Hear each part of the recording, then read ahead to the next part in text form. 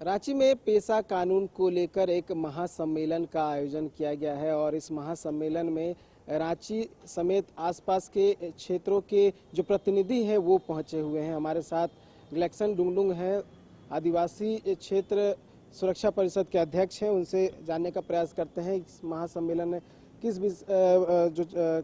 कौन सा ऐसा विषय है जिसको लेकर चर्चा किया जा रहा है और क्या कुछ जो है चर्चा होना है इस पेशा कानून को लेकर। ये पेशा कानून को लेकर चर्चा चल रही है। सरकार ने भी एक वर्कशॉप का आयोजन किया था, उसमें भी बहुत सारी बातों को लेकर जो है चर्चा की गई थी। इस महासम्मेलन में आप लोग क्या कुछ चर्चा कर रहे हैं?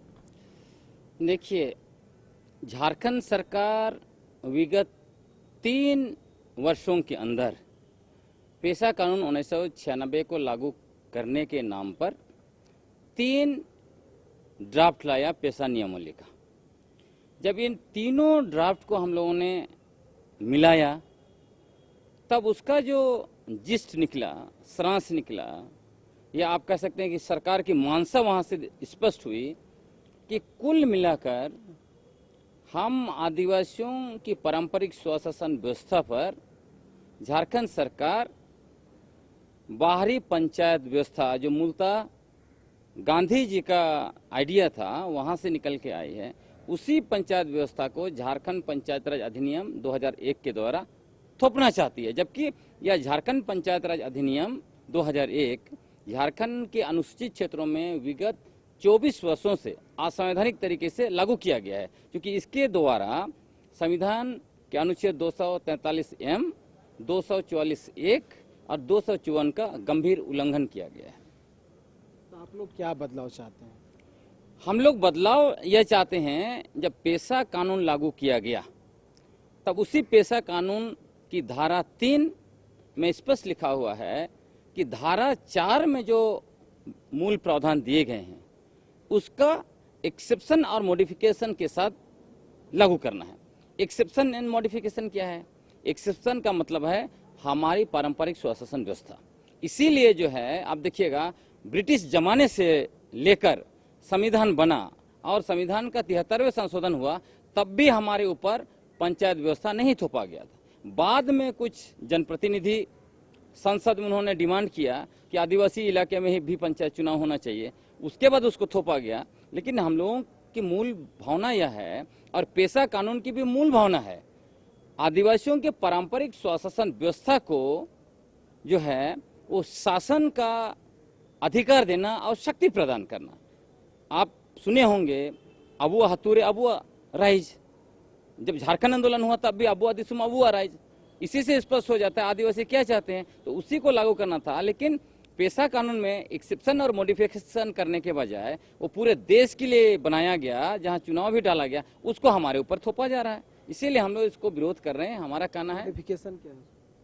मॉडिफिकेशन वही है, एक्सेप्शन एंड मॉडिफिकेशन। मतलब पेशा कानून लागू किया जाना चाहिए वो हमारा पारंपरिक स्वशासन व्यवस्था, जिसके अंदर विधायिका, कार्यपालिका और न्यायपालिका तीनों व्यवस्था था। अब ये लोग क्या कर रहे हैं, विधायिका दे रहे हैं, न्यायपालिका दे रहे हैं, लेकिन कार्यपालिका को पंचायत समिति के ऊपर थोप दे रहे हैं। तो बिना विधायक की शक्ति, बिना कार्यपालिका शक्ति का शासन कैसे होगा? इसीलिए इसका विरोध है। तो आज हम लोग उस पर चर्चा कर रहे हैं और यहाँ पारंपरिक अगुआ पढ़ा राजा आए हैं, परगना आए हैं, हाथू मुंडा आए हैं, तो चर्चा करेंगे और आगे क्या करना है उसका रास्ता तय किया जाएगा। राज्य सरकार ड्राफ्ट तैयार कर रही है, तो राज्य सरकार के किसी प्रतिनिधि से बात हुई या फिर जो ड्राफ्ट कमेटी में जो लोग हैं उनसे बात हुई किसी की? सरकार ने 15 तारीख को हम लोगों को बुलाया था। हम लोगों को सबसे पहले अवसर दिया बोलने के लिए। हमने वहाँ पे बहुत स्पष्ट कर दिया कि हमारी पारंपरिक स्वशासन व्यवस्था क्या है और पंचायत व्यवस्था क्या है, हम लोग क्या चाहते हैं, क्या गड़बड़ी की गई है प्रस्तावित पेशा नियमावली में, सारे चीज़ों से अवगत करा दिया गया। और हम लोगों को सुनने के बाद कांग्रेस के प्रभारी के राजू साहब ने कहा कि ये नियमावली बहुत गड़बड़ है, ये नहीं चल सकता है, आपको इसको ठीक करना पड़ेगा। उस प्रक्रिया में आगे चर्चा होगी और भी हम लोग अलग अलग स्तर पर चर्चा कर रहे हैं। ये निरंतर ये चलता रहेगा, तब तक चलता रहेगा जब तक हम आदिवासियों की पारंपरिक स्वशासन व्यवस्था को शासन की शक्ति और अधिकार ना दिया जाए। ये बात हुई कि कब तक लागू हो पाएगा, क्योंकि ये कहा जा रहा था इसी वर्ष लागू हो जाएगा। देखिए, अभी उनको बजट सत्र में इसको संशोधन करना पड़ेगा। संशोधन किया, क्योंकि ये जो झारखंड पंचायत राज अधिनियम है उसकी धारा 1 उपधारा 2 में देखिए क्या किया है। उसमें लिखा है कि यह नगर पालिका क्षेत्र में लागू नहीं होगा। मतलब इनडायरेक्टली नगर पालिका अधिनियम 2011 वो भी असंवैधानिक है, क्योंकि उसका भी संविधान के अनुच्छेद 243 ZC1 का अवहेलना करके बनाया गया। अब उसको इस JPRA के द्वारा वैधता प्रदान किया गया है। दूसरा, ये नियमावली के द्वारा ये दोनों कानून जो असंवैधानिक तरीके से बना है उसको वैधता प्रदान करते हुए अनुसूचित क्षेत्र को निगल रहे हैं। संविधान की 5वीं अनुसूची पैरा 6(2) देखिए, पैरा 6(2) में क्या है। पैरा 6(2) में अनुसूचित क्षेत्र का निर्धारण और पुनर्निर्धारण उसका अधिकार जो है कि महामहिम राष्ट्रपति को है। विधानमंडल कैसे उसका वायलेशन कर सकता है, लेकिन उसने वायलेशन किया। उसी तरह हम लोग कह रहे हैं, ये कहते हैं कि JPRA धारा 331 के तहत ही ये नियमावली बनेगा। हमारा कहना है कि अनुसूचित क्षेत्र का संवैधानिक प्रमुख जो है गवर्नर है, और 5वीं अनुसूची पैरा 5(2) के तहत रेगुलेशन वो बना सकते हैं। तो भाई उसी के तहत आप नियमावली बनाइए ना, सारा कुछ तो है।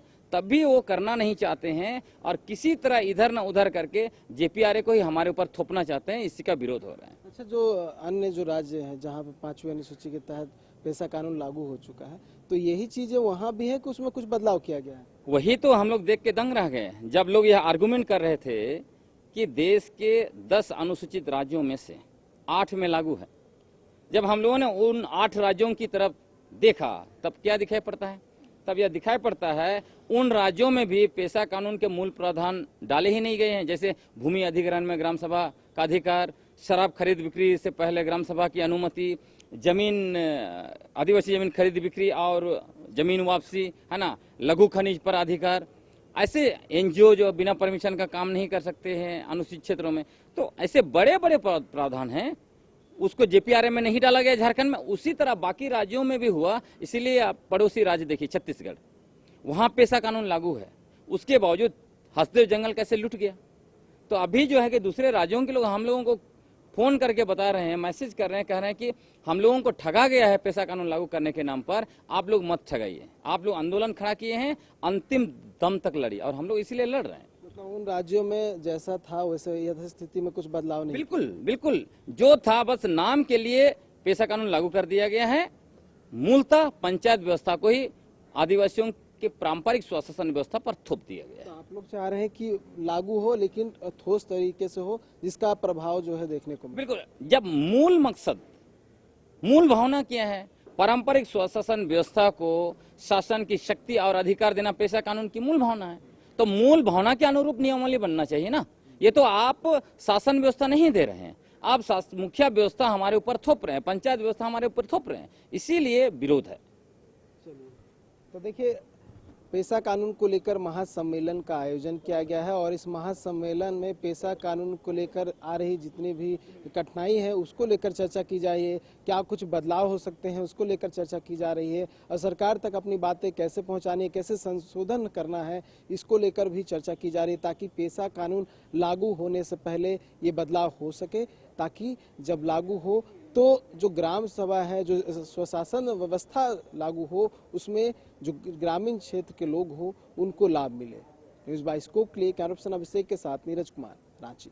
गोल जहां 27 वर्षों के सफर में 17,000 से भी अधिक छात्रों ने डॉक्टर एवं इंजीनियर बनकर भरे सफलता की ऊंची उड़ान, जहां साधारण छात्र भी असाधारण सफलता प्राप्त कर बना रहे इतिहास। दूरदर्शी शिक्षाविद श्री विपिन सिंह के मार्गदर्शन में मेडिकल एवं इंजीनियरिंग के लाखों छात्रों के लिए आशा की किरण के रूप में गोल्ड रिजल्ट फैक्ट्री। अगर आप देश के किसी भी कोने में रहते हैं, अगर आप पटना आना चाहते हैं और घर जैसे रहने और खाने का आनंद लेना चाहते हैं, तो एक बार जरूर आए होटल डायमंटन। संपर्क करें 9572759746, 9031859981, 0612400158 एड्रेस अपोजिट विद्या संस्कार स्कूल, रंजन पथ, गोला रोड, बेली रोड, पटना 801503।